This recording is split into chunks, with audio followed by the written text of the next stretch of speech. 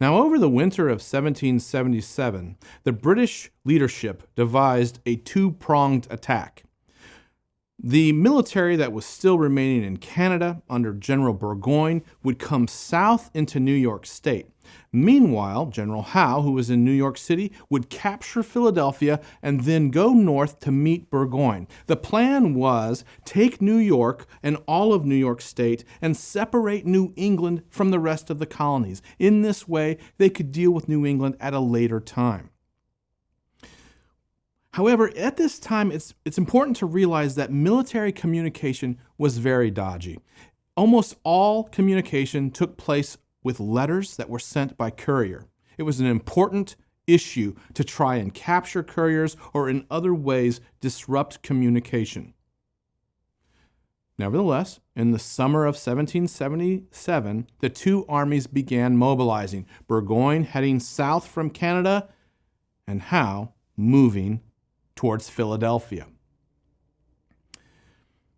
Burgoyne's attempt to move from Canada was interrupted by all of the forests and also a loss of some of his Native American allies. Meanwhile, Howe had chosen a different route to get to Philadelphia. He could have marched overland, but he felt a little insecure, so he took a sea route, which added time. Now that's important.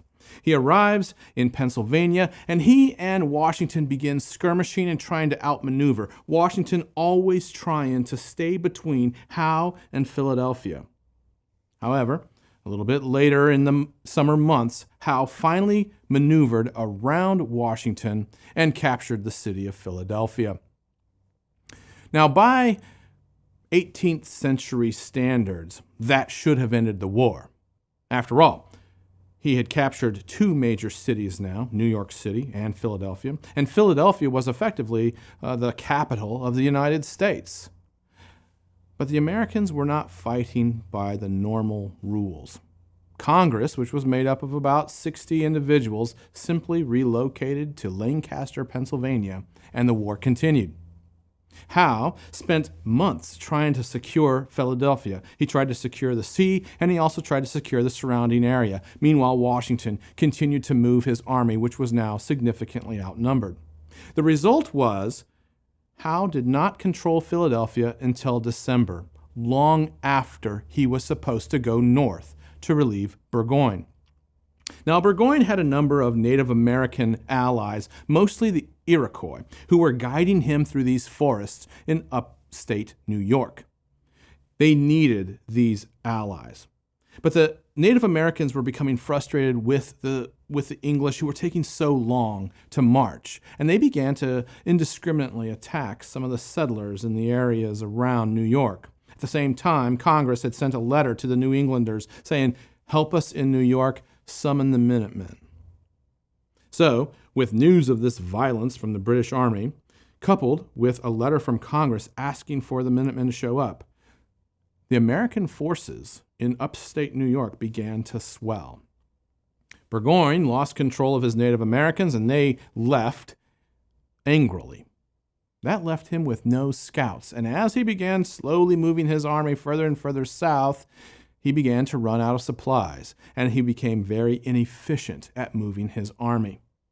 The result was, by the time he reached New York and his planned attack, his supplies were well low, and the American side had over 15,000 militia assembled, a massive force.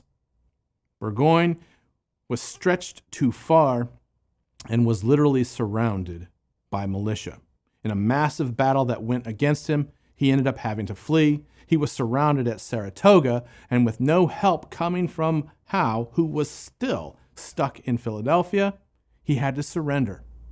6,000 British men were surrounded and surrendered on October 17th, and Howe was still stuck in Philadelphia. The American band played Yankee Doodle Dandy. What to do with 6,000 men? You've just captured an army of 6,000. Where do they go? Eventually, they would be settled down in Virginia. And some of these men would end up escaping and would become American citizens. Others were returned home. At that time, it was the biggest loss on land Parliament had ever endured, and their reaction was to create another peace offering, this time called the Carlisle Peace Commission. It also did not include acknowledgement of American independence, and so Congress rejected that as well. So although 1776 ended in a low place, 1777 ended much more positively. Yes, the Americans had lost Philadelphia and Congress had been forced to relocate. But a major victory at Saratoga had caught the attention of the French, and that would change the war.